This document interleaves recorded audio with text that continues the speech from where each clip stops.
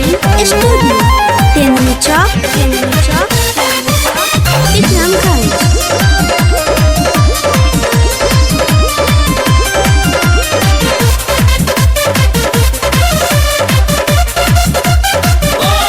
चाहे मारो चाहे काटो चाहे कहो पगली, चाहे मारो गरियाओ चाहे कहो पगली, दे दो पैसा देव घर जाइब ना तो फाटी बगली, दे दो पैसा देव घर जाइब ना तो फाटी बगली, चाहे मारो चाहे काटो चाहे कहो पगली, चाहे मारो गरियाओ चाहे कहो पगली, दे दो पैसा देव घर जाइब ना तो फाटी बगली, दे दो पैसा देव घर जाइब।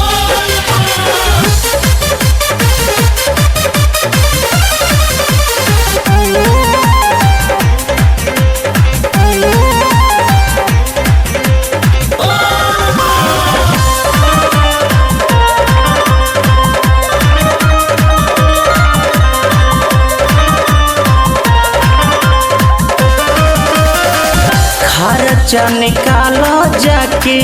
कांवर ले आओ, हाथ पाथ लागे हाली हाली हो सजाओ,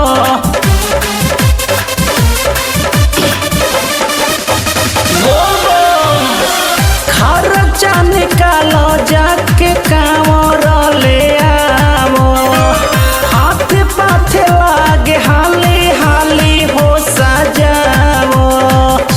तोहरा को बोला घुमावे के तो साध लगली, तोहरा को बो तो घुमावे के ना साध लगली, दे दो पैसा देव घर जाइब ना तो फाटी बगली, दे दो पैसा देव घर जाइब ना तो फाटी बगली, दे दो पैसा देव घर जाइब।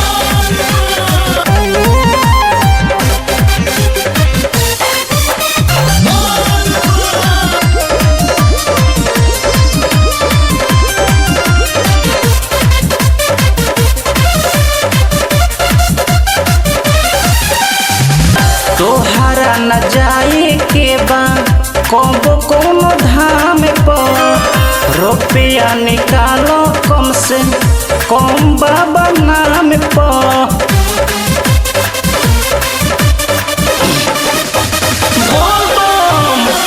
तोहरा न जाए के बा कबो कोनो धाम पर, रुपया निकालो कम से कम बाबा नाम पर, असली छोप के कुल्ही कमावा करेल नकली, असली छोप के कुल्ही कमावा करेल नकली, दे दो पैसा देव घर जाइब ना तो फाटी बगली, दे दो पैसा देव घर जाइब ना तो फाटी बगली, दे दो पैसा देव घर जाइब।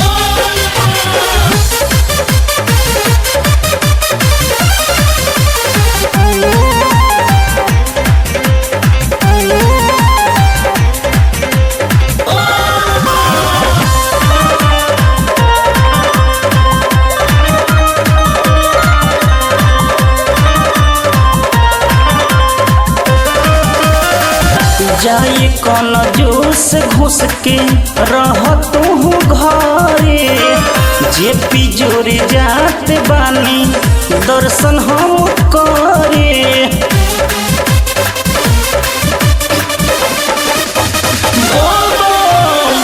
जाई कौन जूस घुस के रह तू घरे,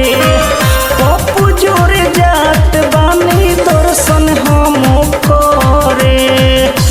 गिरुआ सोड़िया ले आओ माथे बांधे पगड़ी,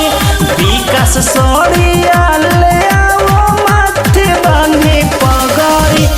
दे दो पैसा पैसा देव घर जाइबे नहीं तो फाटी बगली संजय दे